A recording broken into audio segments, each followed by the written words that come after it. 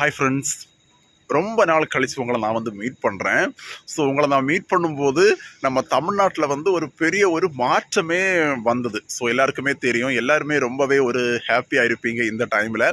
ஏன்னா நம்முடைய தளபதி விஜய் அவர்கள் இன்னைக்கு தமிழகத்தோட சிஎம்மாக மாறிட்டார்.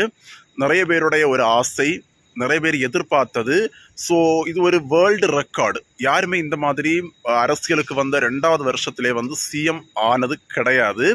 அதுவும் டைரக்டாக சிஎம், ஒரு எம்எல்ஏ எம்பி அந்த மாதிரி இல்லாமல் வந்த 2 வருஷத்திலேயே, கட்சி ஆரம்பித்த 2 வருஷத்திலேயே இன்னைக்கு சிஎம்மாக தளபதி விஜய் அவர்கள் மாறிட்டார். ரொம்பவே ஹாப்பி. ஸோ அந்த எலெக்ஷன் ரிசல்ட் வந்த டைமில் நான் ரொம்பவே டென்ஷன், காலையில் எனக்கு ரொம்ப பரபரப்பாக இருந்தது. ஸோ தளபதி விஜய் ஜெயிச்சு இன்னைக்கு சிஎம் ஆனதுக்கப்புறம் ரொம்பவே ஹாப்பி. ஸோ இன்னைக்கு நம்ம இந்த வீடியோவில் எதை பற்றி பேச போகிறோம்னு பார்த்தீங்கன்னா, தளபதி விஜயோட 717 மதுபான கடைகள் மூடப்பட்ட விஷயம் இன்னைக்கு ரொம்பவே ஒரு தீயா பரவக்கூடிய ஒரு நியூஸாக இருக்குது. அதை கேட்கும்போது ரொம்ப சந்தோஷமாக இருக்குது.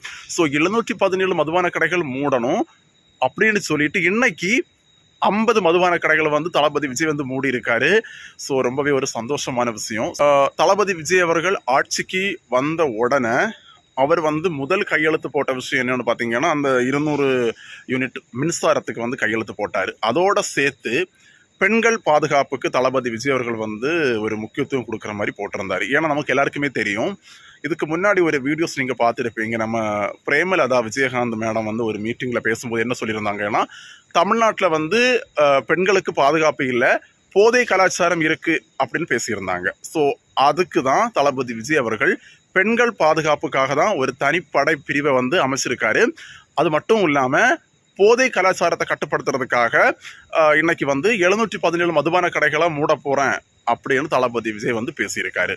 தமிழ்நாட்டில் கண்டிப்பாக இந்த கள்ளச்சாராயம், இந்த போதை கலாச்சாரம் அப்படிங்கிறது இருக்குது. இன்னைக்கு சின்ன பிள்ளைங்க, பள்ளிக்கு போகிற பிள்ளைங்க, கல்லூரி படிக்கக்கூடிய பசங்க எல்லாருமே போதை பழக்கத்துக்கு அடிமையாகி நிறைய பேருடைய குடும்பங்கள் அழிஞ்சு போயிருக்கு. என்ன பண்ணுறாங்கன்னா, தண்ணி அடிக்கிறாங்க, தண்ணி அடிச்சுட்டு வண்டி ஓட்டுறாங்க, வண்டியில் போகும்போது ஆக்சிடெண்ட்டாகவே இறந்து போகிறாங்க.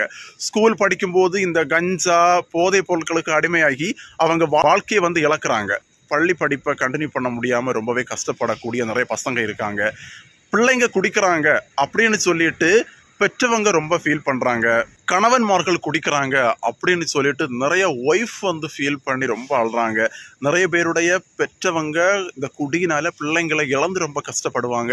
இந்த குடியினால் நிறைய பேர் கணவனை இழந்து ரொம்ப கஷ்டப்படுவாங்க. ஸோ இந்த மாதிரி இந்த குடி, மது அப்படின்னு சொல்லக்கூடிய விஷயத்தினால நிறைய பேருடைய லைஃப் இன்னைக்கு நல்லா இருந்ததா சரித்திரமே கிடையாது. நிறைய பேருடைய லைஃப் என்ன சொல்கிறது, அழிஞ்சு தான் போயிருக்கு. ஸோ அதனால தான் தளபதி விஜய் என்ன பண்ணியிருக்காருன்னா, இன்னைக்கு பள்ளி, கல்லூரி வளாகங்கள், வழிபாட்டு தலங்கள், இந்த மாதிரிப்பட்ட இடங்களில் எங்கெல்லாம் மதுபான கடைகள் இருக்கோ அங்கே இருக்கக்கூடிய மதுபான கடைகளை மூடணும். அதாவது 717 மதுபான கடைகளை 2 வாரத்தில் மூடணும் அப்படின்னு சொல்லிட்டு தளபதி விஜய் உத்தரவு போட்டிருக்காரு. ஸோ இதை பார்க்கும்போது உண்மையாகவே ரொம்பவே ஒரு ஹாப்பி. ஸோ இந்த மாதிரி ஆட்சிக்கு நிறைய பேர் வந்திருந்தாலும் யாருமே இந்த மாதிரி 717 மதுபான கடைகளை மூடணும் அப்படின்னு சொல்லிட்டு சொன்னது கிடையாது. சொல்லுவாங்க, அவங்க அறிக்கையில் சொல்லுவாங்க, நாங்கள் ஆட்சிக்கு வந்தால் மதுபான கடைகளை மூடுவோம், மது இல்லா தமிழ்நாட்டை உருவாக்குவோம் அப்படின்னு சொல்லுவாங்க. ஆனால் யாருமே பண்ணது கிடையாது. ஆனால் தளபதி விஜய் ஆட்சிக்கு வந்த 2வது நாள்லேயே இன்னைக்கு 717 மதுபான கடைகளை மூட போகிறேன் அப்படின்னு சொன்னது மட்டும் இல்லாமல் 50 கடைகளை மூடி இருக்காரு. ஸோ உங்களுக்கு எல்லாருக்குமே தெரியும், மதுபான கடைகள் இருக்கிறதால நம்ம தமிழ்நாடு கவர்மெண்ட்டுக்கு லாபம் தான், நஷ்டம் கிடையாது. இதுக்கு முன்னாடி இருந்த ஸ்டாலின் ஆட்சியாக இருக்கட்டும், அதுக்கு முன்னாடி இருந்த நம்முடைய ஜெயலலிதா அம்மாவோட ஆட்சியாக இருக்கட்டும், ஸோ அவங்க ஆட்சியில் மதுபான கடைகள் இருந்தது. ஏன்னா அந்த மதுபான கடைனால தமிழக அரசுக்கு 20 கோடி சம்திங் ஏதோ லாபம் வரும். அந்த லாபத்தை கூட பார்க்காம மக்களுடைய நன்மைக்காக, பெண்களுடைய பாதுகாப்புக்காக நம்ம தளபதி விஜய் அவர்கள் என்ன பண்ணியிருக்காருன்னா, இன்னைக்கு மதுபான கடைகளை மூட போகிறாரு. இந்த மதுபான கடைகளை மூடுறதால என்ன நன்மை அப்படின்னு பார்த்தீங்கன்னா, பள்ளி படிக்கக்கூடிய பசங்களுக்கு தண்ணி அடிக்க முடியாது, கல்லூரிக்கு போகிற இளைஞர்களுக்கு தண்ணி அடிக்க முடியாது. ஸோ அதுக்கப்புறம் வேலைக்கு போவாங்க, அவங்களுக்கு தண்ணி அடிக்க முடியாது. ஸோ இந்த மாதிரி நிறைய விஷயங்கள் இருக்குது. ஆனால் இதில் பெண்கள் பாதுகாப்பு அப்படின்னு சொல்லும்போது சில நேரங்களில் பார்த்தீங்கன்னா, பஸ் ஸ்டாண்டில் ஒரு மதுபான கடைகள் இருக்கும்.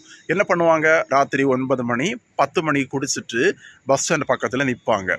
ஒரு பொண்ணு பஸ்ஸில் இறங்கி நடந்து போகும்போது அந்த குடிச்சிட்டு இருக்கிறவங்களுக்கு மைண்டில் என்ன தோணும், அந்த பொண்ணுக்கிட்ட போகலாம், ஏதாவது தப்பு பண்ணலாம் அப்படின்னு சொல்லக்கூடிய எண்ணம் வரும். ஸோ இதனால வந்து பெண்கள் பாதுகாப்பு வந்து ஓரளவுக்கு வந்து கண்ட்ரோல் இருக்கிறதுக்கு வந்து வாய்ப்பு இருக்குது. அது மாதிரி இந்த மது குடிச்சிட்டு ஏதாவது ஒரு குடும்பம் நல்லா இருந்த சரித்திரம் இருக்கா? கிடையாது. கள்ளச்சாராயம் குடிச்சு எவ்வளோ பேருடைய குடும்பங்கள் இழந்து எவ்வளவு கஷ்டப்பட்டது நம்ம எல்லாமே பார்த்துருப்போம். ஸோ கடந்த கால ஆட்சிகளில் இந்த மாதிரி யாருமே வந்து பண்ணலை. ஆனால் தளபதி விஜய் வந்து பண்ணியிருக்காரு. அவருடைய தைரியம், அவருடைய ஆட்சி, ஸோ ரொம்பவே ஒரு நம்ம எதிர்பார்த்தோம். ஒரு மாற்றம் வேணும் அப்படின்னு மக்கள் எதிர்பார்த்து தான் தளபதி விஜய்க்கு வந்து ஓட்டு போட்டாங்க. அந்த மாற்றத்தோட தொடக்க புள்ளி தான் இன்னைக்கு தளபதி விஜய் வந்து பண்ண இந்த விஷயம். உண்மையாகவே ரொம்பவே சந்தோஷம். இன்னும் நிறைய பிளான் இருக்குது. கொஞ்சம் கொஞ்சமாக அவர் வந்து பண்ணுவார். மொத்தமாகவே மது அப்படின்னு சொல்லக்கூடியதை தமிழ்நாட்டில் இருந்து தூக்கி எறிஞ்சிட்டு மது இல்லா தமிழ்நாடை வந்து மாற்றணும். ஸோ ஏன்னா மது, அதாவது மதுன்னு சொல்லக்கூடிய ஒரு மேட்டர் இல்லைன்னா நம்ம நாட்டில் வந்து கொலை, கொள்ளை, கற்பழிப்பு வந்து நடக்காது. கன்ஃபார்ம். ஏன்னா தண்ணி அடித்தாதான் மனுஷங்களுடைய எண்ணங்கள், அதாவது இந்த மதுக்கு அடிமையானாதான் மனுஷனுடைய மூளை வந்து மாறுது. ஒரு பொண்ணை பார்க்கும்போது தப்பு பண்ணணும், இல்லை நம்ம தண்ணி அடித்தாதான் ஒருத்தனை வந்து கொலை பண்ணணும், கொள்ளை அடிக்கணும், கற்பழிக்கணும், ஸோ இப்படின்னு சொல்லக்கூடிய எண்ணங்கள் வந்து மனுஷனுக்கு வரும். ஸோ அது இல்லைன்னா வர்றதுக்கு வாய்ப்பு இல்லை. ஸோ அதனால சிஎம் தளபதி விஜய் அவர்கள் பண்ண இந்த விஷயம் வந்து ரொம்பவே வரவேற்கக்கூடிய ஒரு விஷயம். ஸோ எனக்கு வந்து ரொம்பவே ஹாப்பி. என்ன சொல்கிறது, நம்ம வெளிநாட்டில் இருந்தாலும் நம்ம தமிழ்நாட்டில் வந்து தளபதி விஜய் இன்னைக்கு வந்து சிஎம் ஆனார் அப்படின்னு சொல்லும்போது ஒரு பெருமை. உண்மையாகவே சொல்கிறேன், பெருமை. இதுக்கு முன்னாடி அந்த பெருமை எனக்கு இல்லை. நான் இதுக்கு முன்னாடி நான் ஓட்டு போட்டிருக்கேன். நான் இந்த வருஷம் ஓட்டு போடலை. நான் ஓட்டு போடுறதா இருந்தால் கண்டிப்பாக தளபதி விஜய்க்கு தான் போட்டிருப்பேன்.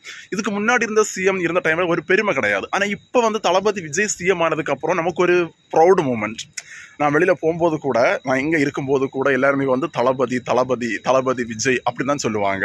அதுக்கப்புறம் நம்ம வேலைக்கு போகும்போதும் ஒருத்தர் இன்னைக்கு எங்கிட்ட என்ன சொன்னாருன்னா, நீ வந்து உட்காரு, ஏன்னா நீ உட்கார்லாம் உனக்கு சிஎம் வந்து எங்களை வந்து ஏதாவது சொல்லுவார். ஸோ அப்படிங்கிற மாதிரி நமக்கு ஒரு ப்ரௌடு மூமெண்ட். எனக்கு இந்த அளவுக்கு ப்ரௌடு மூமெண்ட்டாக இருக்குன்னா நீங்கள் தமிழ்நாட்டில் இருக்கிறவங்களுக்கு எந்த அளவுக்கு ஒரு ப்ரௌடு மூமெண்ட்டாக இருக்கும். ரொம்பவே ஹாப்பியாக இருக்குது. ஸோ தளபதி விஜயுடைய இந்த 717 மதுபான கடைகள் மூடப்பட்டதை பற்றி உங்கள் கருத்துக்கள் என்ன அப்படிங்கிறத வந்து கண்டிப்பாக கமெண்ட்ஸை வந்து ஷேர் பண்ணுங்கள். ஸோ இன்னும் நிறைய பண்ணணும், இன்னும் நிறைய மாற்றங்கள் தமிழகத்தில் கொண்டு வரணும். இந்த தளபதி விஜயுடைய 5 வருட ஆட்சி முடியும் போது தமிழ்நாடு வந்து ஒரு டிஃப்ரெண்ட்டான ஒரு மாநிலமாக, எல்லாரும் பார்த்து ஆச்சரியப்படக்கூடிய ஒரு மாநிலமாக வந்து மாறணும் அப்படிங்கிறது வந்து என்னுடைய ஒரு கருத்து. ஸோ நம்ம இன்னும் நிறைய விஷயங்கள் வந்து பேசலாம்.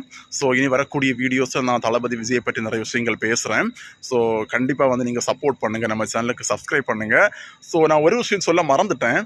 இந்த எலெக்ஷனில் அதாவது நிறைய பேர் வந்து சிஎம்மாக ஆகிறதுக்கு ரொம்ப கஷ்டப்படுவாங்க. அதாவது பல எம்எல்ஏ எம்பியாக இருந்தால் படிப்படியாக தான் வருவாங்க. ஆனால் தளபதி விஜய் வந்து டேரெக்டாக வந்திருக்காரு. ஸோ அவருக்கு என்னுடைய வாழ்த்துக்களை தான் தெரிவிக்கிறேன். நான் இது வரைக்குமே வந்து அந்த விஷஸ் கொடுக்கல. எனக்கு ரொம்பவே நான் நிறைய வீடியோஸ் பேசணும்னு நினச்சிட்டு இருந்தேன், எனக்கு டைம் இல்லை, பேச முடியலை. ஸோ நம்ம தொடர்ந்து நம்ம சேனலில் வந்து தாவேக்கா பற்றி பேசுவோம். ஸோ நீங்கள் சப்ஸ்கிரைப் பண்ணி சப்போர்ட் பண்ணுங்கள். ஸோ ஓகே ஃப்ரெண்ட்ஸ், ஸோ இந்த ஒரு வீடியோவை இதோட முடிக்கிறேன். இன்னொரு சூப்பரான வீடியோவில் மறுபடியும் உங்களை நான் மீட் பண்ணுறேன். பாய்.